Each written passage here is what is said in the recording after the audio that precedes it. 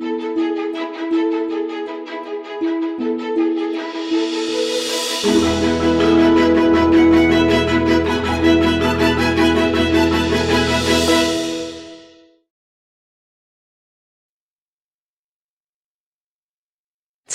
I hope to share with you my experience and how I've learned how crowdsourcing and citizen science are really force multipliers for the emergency management community. First, I'm going to share with you a story of how I was a victim, or survivor rather, of a disaster and how I used social media in response to it, as well as my journey over the last 15 years, starting with my interdisciplinary PhD looking at this and how that evolved into a postdoc fellowship at US Geological Survey that then allowed me to create a position that did not exist, innovation specialist, and then also my journey in helping to initiate the FEMA crowdsourcing unit. So in January 2009, I was told I had to evacuate from the house I lived in Boulder, Colorado. It was the old stage fire, and in some ways I was, I guess, redefining the graduate experience.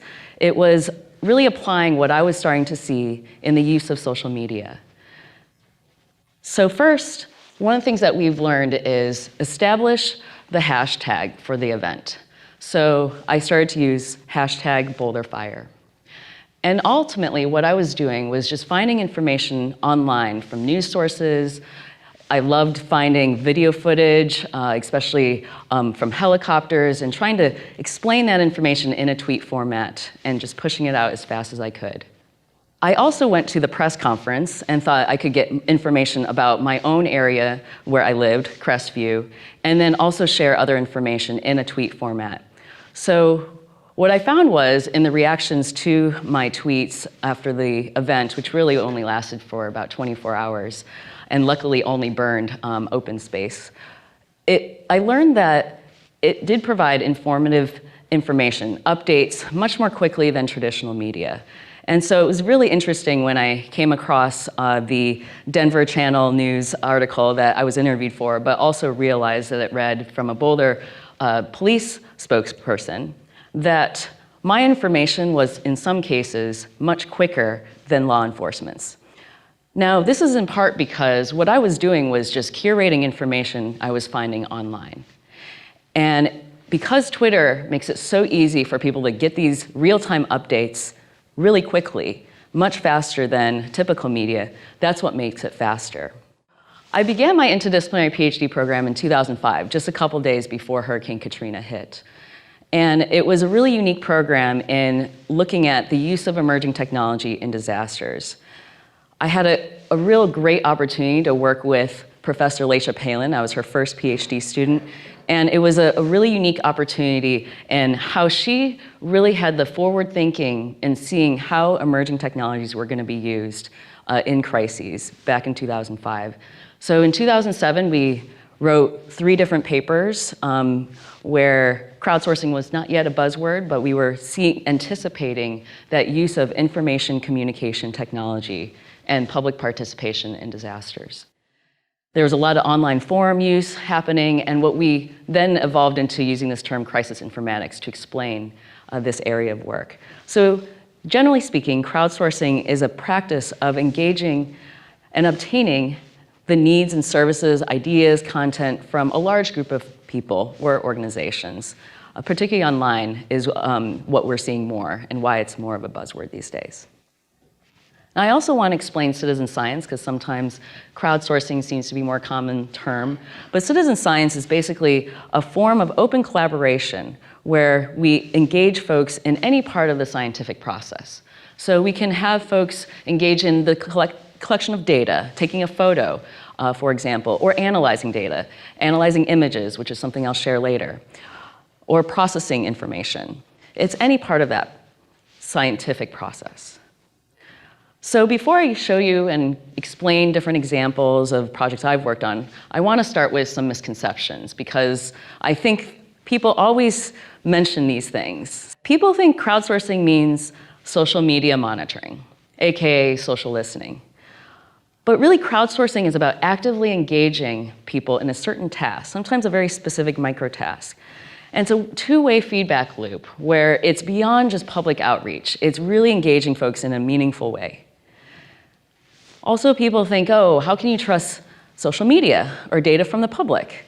Well, for one, data from the public is often more timely and can be validated in different ways, whether it be through photos or many people actually mentioning the same thing.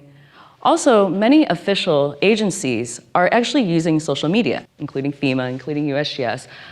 They're using it because it's a much more easy and quick way to get information out in real time. Another misconception is people think that crowdsourced data is not accurate or vetted or high quality. But what I would argue is that I think we assume that data from official channels is actually outdated sometimes. It takes longer. It's not always as accurate. And crowdsourcing projects actually are integrating verification and validation protocols into their projects. Also, crowdsourced data is often leveraging official sources. So some of our digital volunteers that I'll mention actually mention official sources, and they're just using social media as a way to push out information more quickly. So one of the first disasters that our research group, Connective IT, also known as Project EPIC, first responded to was the Virginia Tech shooting in 2007. So a week after the shooting, we went to the campus and talked to students and teachers about how they learned about the shooting as it was happening. We wanted to understand what technologies were people using at the time. And what we learned was that instant messaging was one particular way in which people just knew they were okay or not, just if they were online. They didn't have to post anything, but if their sign was on or not idle.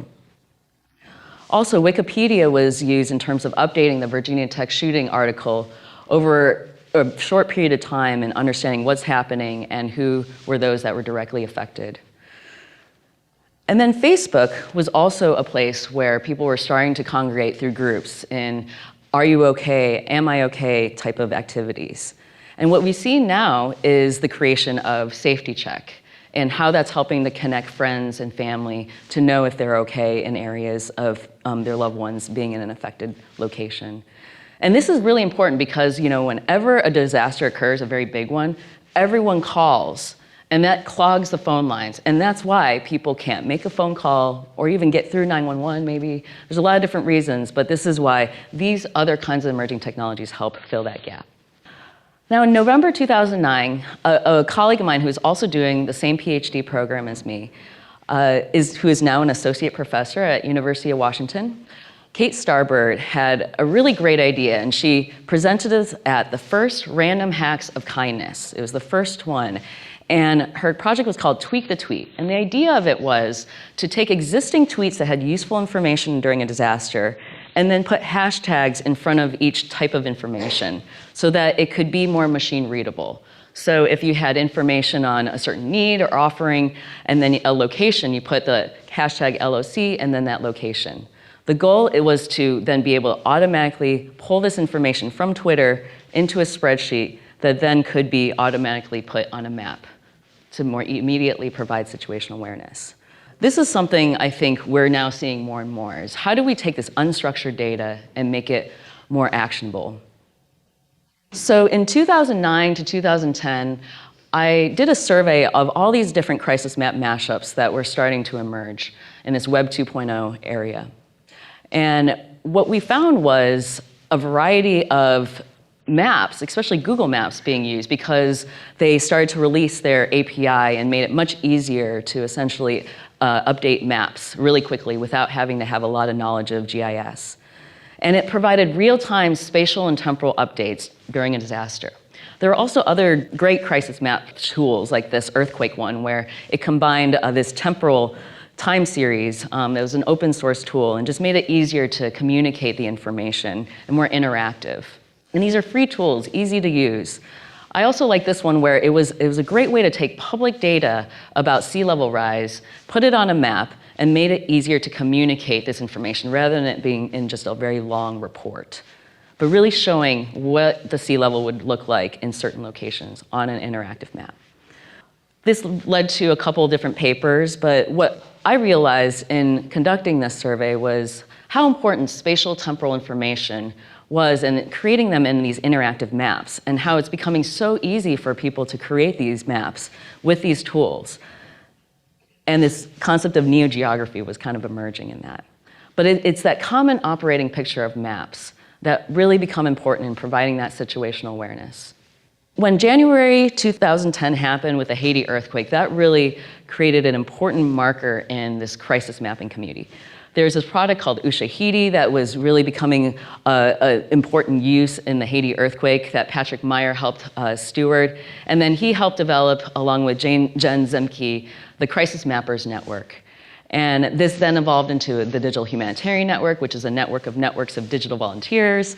And it's really grown, and that's how I met a lot of great people from government, academia, industry, all coming together to talk about these things. And one of the projects that was particularly impactful was the Haiti OpenStreetMap base map. And essentially, this was with the help of the humanitarian OpenStreetMap team. They were able to leverage over 500 volunteer mappers, OpenStreetMappers, around the world from 29 countries, and basically provide 1.4 million edits on the base map in a very short period of time. They even got unclassified CIA maps and used that to map Haiti. Now, getting a base map is so important for disaster. This could even have been done before this earthquake occurred, but people want to help, and this was a really great example of how you could get a lot of people to help in a short period of time to provide something that was really important on the ground. So May 2011 came around, and I finally was able to finish my dissertation. It was an interdisciplinary dissertation called Grassroots Heritage, a multi-method investigation of how social media sustain the living heritage of historic crises. So I looked at 111 crises over the past 50 years, even before the web age, but seeing how these disasters were being communicated through social media, through Wikipedia, YouTube, Facebook, Twitter. I think a lot of people always focus on Twitter to study because it's kind of easy to collect that data, but it's important to look at the whole ecosystem. And what I found was how these tools made it easier to, what I call, conduct socially distributed curation. Curation is a lot of different kinds of activities: collecting, editing, verifying, vetting that data, organizing it, telling it into a story or a way that it communicates the important piece of information you want to share, and preserving that and passing it on, keeping that memory alive of why we should remember these disasters. What can we learn? What protective action should we learn from these disasters?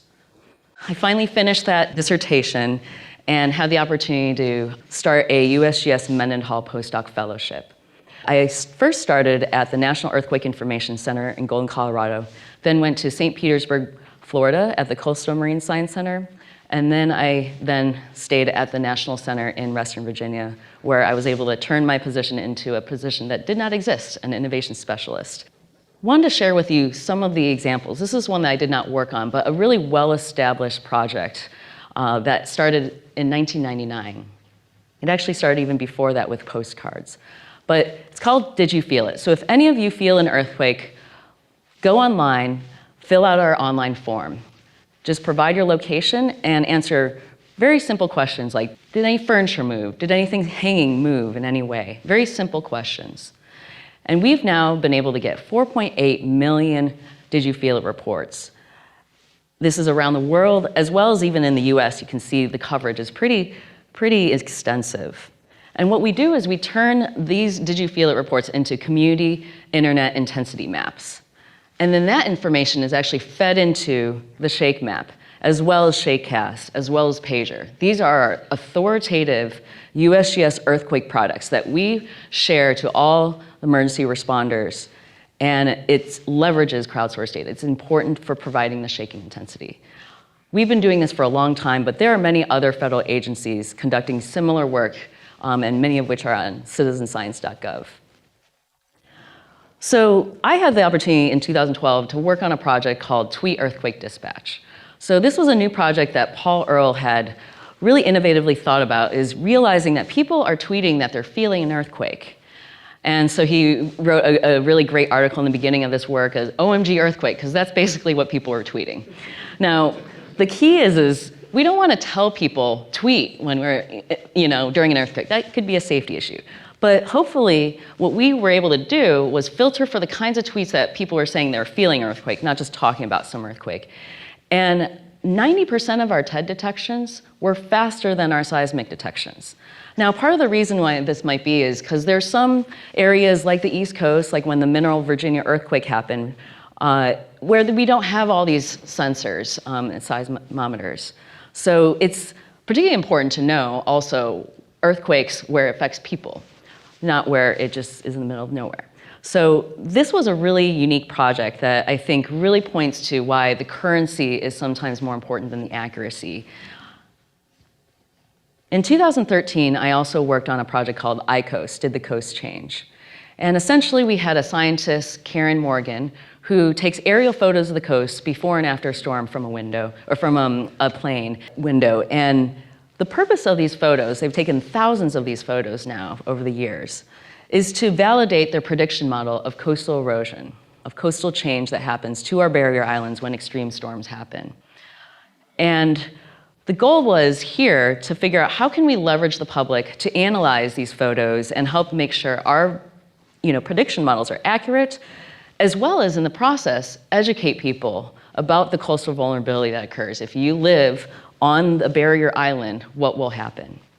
And so I came to learn science terms that I didn't know. I didn't know what a dune scarp, I'm not sure if any of you do, but we created this tool where if you hover over these certain terms, it creates a pop-up box of an image and description and explains what these terms are.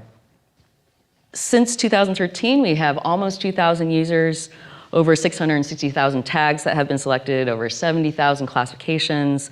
We still have a lot of photos that's still yet to be classified, but we had an incredible amount of classifications that have happened because of what I call folks that have special abilities, people with autism, and happy to share more about that in the future.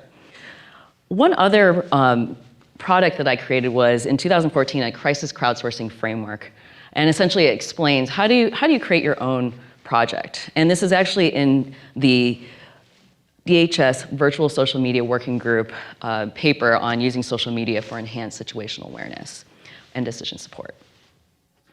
So when 2015, 2016 timeframe, this was when a lot of the federal community was starting to come together, and I eventually have become the co-chair of this federal community practice for crowdsourcing in citizen science. We developed citizenscience.gov.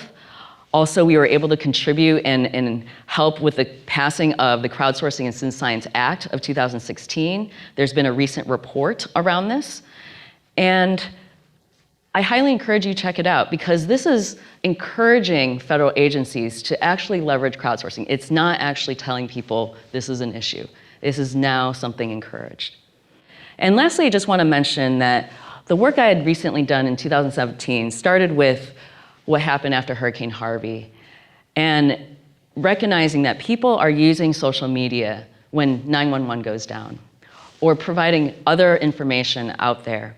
And so what we've been doing since 2017 with the help of my partner in crime here, Emily Marticello, and we were able to create this crowdsourcing unit. Now the first project that we had was basically the former administrator of FEMA asked, what's the status of 71 hospitals in Puerto Rico? So the official efforts we went to our digital volunteers, and basically the Standby Task Force was able to provide faster, more, and different information and updates than the official efforts. Since 2017, we've done 6 different activations across different hurricanes, engaged in exercises. We've grown our crowdsourcing unit to 8 coordinators now. We've created a playbook, a toolkit. Check out crowdsourceem.org. I also had the opportunity to brief the acting DHS secretary, which is great to get this exposure to these politicals and recognize that these are important tools. And in addition to social media, it's important to realize that there's also private sector tools like Waze, GasBuddy, Google, Facebook data that we can leverage.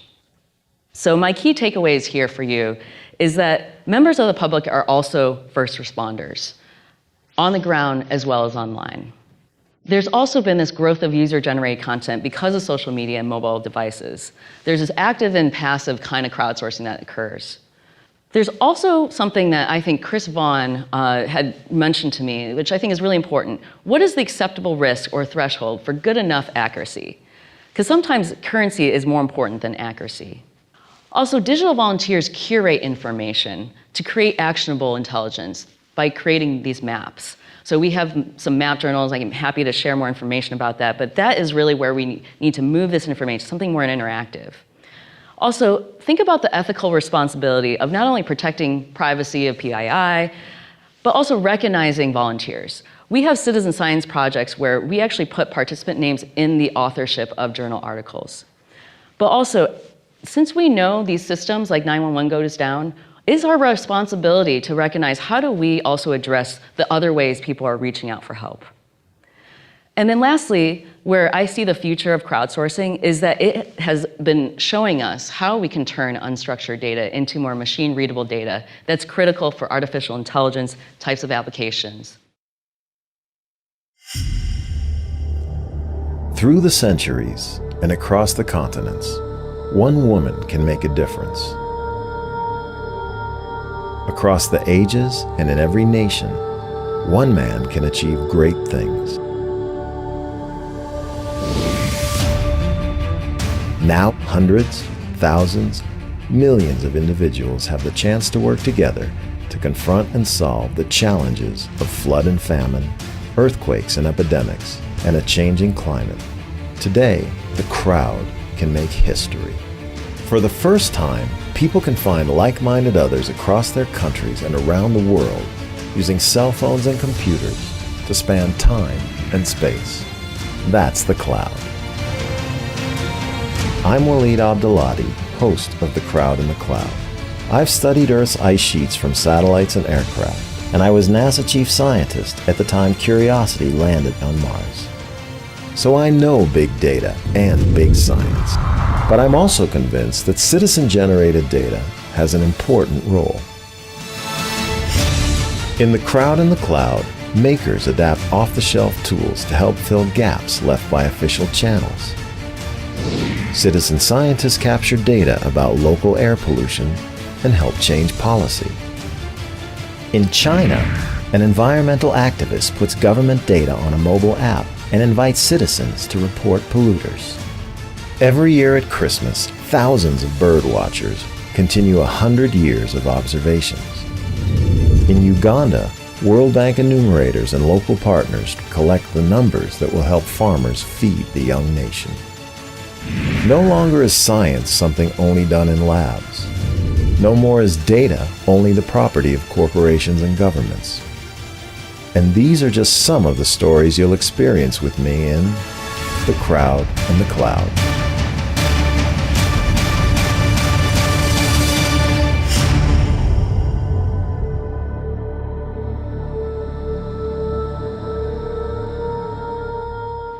So thank you so much. I really appreciate listening to the past 15 years of my story and how I did not think outside the box. I just forgot about the box. So thank you.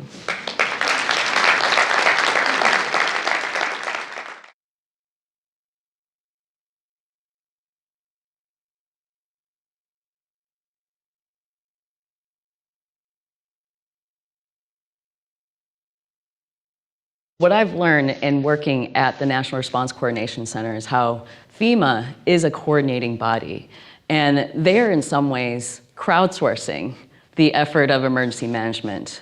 It's amazing to be at the NRCC because all these different folks from across the government, as well as including more of an emphasis on the NBOC, working with the private sector, as well as the nonprofits that have been always there at the table, to realize that coordination is so important. And now there's an increasing need to recognize how do we leverage all this digital data. And so these digital volunteer networks are already and have been doing many of these disasters for at least a decade for across the world. Some of our volunteer groups like Standby Task Force, they are mostly from Europe. So when we have calls, they're in Europe time zone. And I think it's actually really great to leverage these volunteers from around the world because they don't have to have these day-night shifts. I often do the night shift, but we can leverage folks around the world and leverage that time zone difference. So really, we are at a point right now where there is so much data. We can keep collecting a whole bunch of data. We often collect a lot of imagery, especially with things like UAS. But at this point, we need to leverage the human power of understanding this information and communicating it out. And maybe in some ways how that can help automate through machine learning. But I do think it's important that we leverage all different types of folks to help communicate this information and especially these new kinds of data.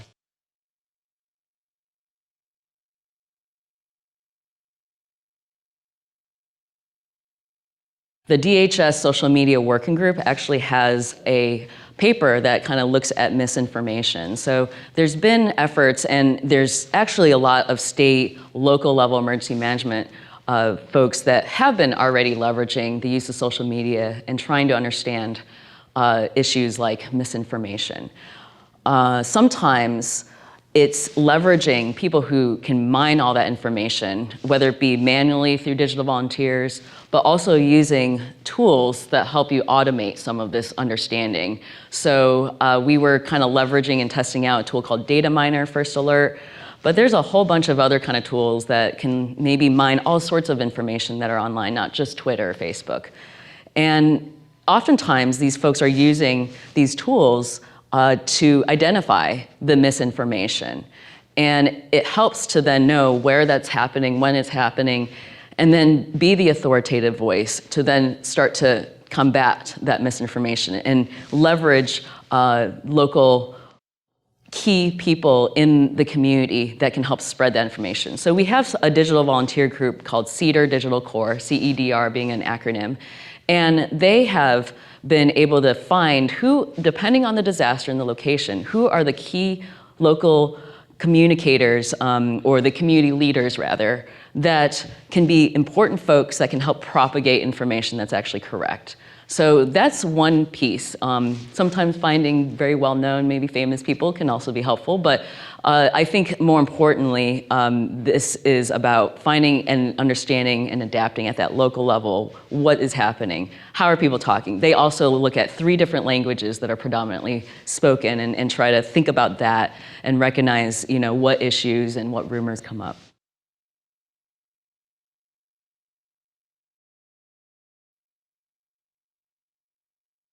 That's a great question. I'm glad you asked that. It's something that I recently looked at in terms of how do we combat the privacy information.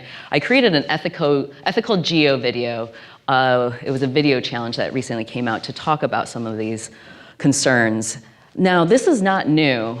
There were other previous disasters where people often realize people are looking for each other. Are you okay? Am I okay? And create these online tools. There was one that was recently created for Dorian, just specific to Dorian. And there's this balance of sharing personal information because it's the only way to know, is this the person that you're looking for? And is this the location that they need help? But also figuring out how do we protect that in an age where all this information is publicly available on purpose so that someone can find it, because 911 is not a place where it's working. It's a very difficult issue, but there are some folks really trying to figure out how do you still share the information but also protect it in some way. I think some information, we kind of assume what PII means, like your name and location, when a lot of that's already public. But I think we have to think about geospatially where I am and how I have Google Maps on all the time, so it knows where I park, it knows how long I spend in a store, which is called Google Busyness Data. And sometimes that could be really useful information, and sometimes it's a lot of information that I'm providing about where I go all the time. So I think we need to rethink PII, because name and location, or your name and your address, is not entirely as personal as other information that is constantly being collected from us, where we've already agreed to give it away through signing a terms of service agreement.